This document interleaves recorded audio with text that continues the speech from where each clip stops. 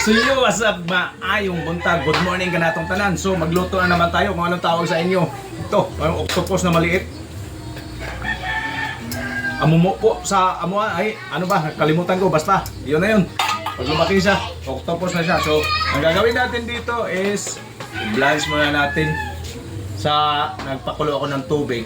So i-blanch natin saglit. So ayan na, ganyan na siya oh.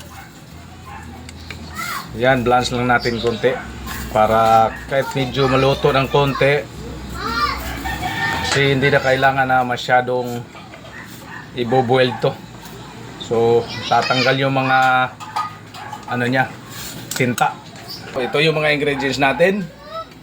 So lagyan natin ng okra, kamatis, yan, sikreto to. Baka ngayon nyo lang nakita tong pagkain na to. Try nyo sa bahay nyo to. So, i-blanch natin yung okra.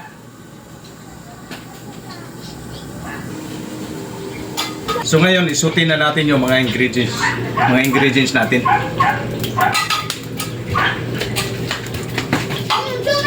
Ngayon, ganun pa rin. May garlic, buyas. Ayan, ito yung mga basic natin ng mga lamas. Ito yung mga basic natin na lamas na ginigisa natin. Sisya na kayo sa pwesto ko dito dahil may naglalaro mga bata, mayroong dumadaan, mga motor. So ayan na, gisa na natin.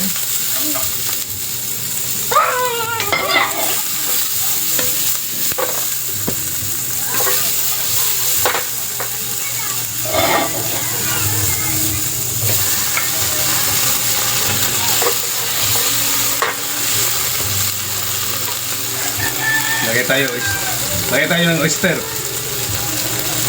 Gamit ko is Mamasitas. Lagyan natin ng konting tubig. Konting-konti lang. Yan. Mamawala yun. Magic sarap. Lunod na natin ito. Soy sauce.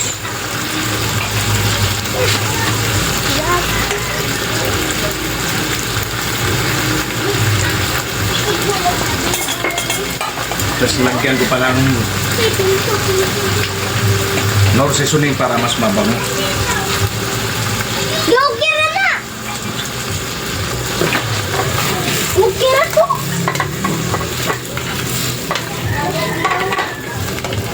Manatin.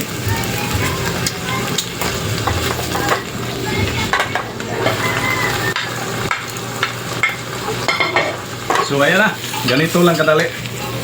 Oh. Kita nyo na oh. Yeah. Lagyan natin ng kunting gaw-gaw para kumapit yung ano, yung sauce. Pakapit lang.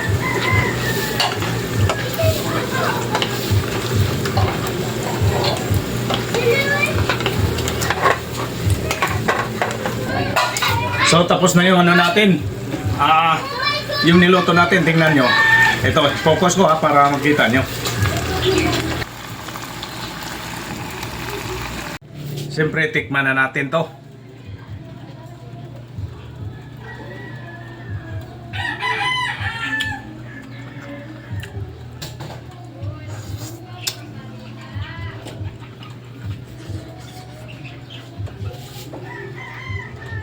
Kain nyo na rin to sa bahay nyo. Simple lang na luto. Pero masarap. 'Di ba? Dahil puro lang adobo, puro lang ano. So, ibahin na naman natin yung style natin.